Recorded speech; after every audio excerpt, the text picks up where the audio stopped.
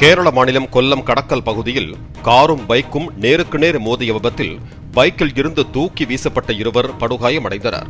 அவர்கள் இருவரையும் அக்கம் பக்கத்தினர் மீட்டு சிகிச்சைக்காக அனுப்பி வைத்தனர்.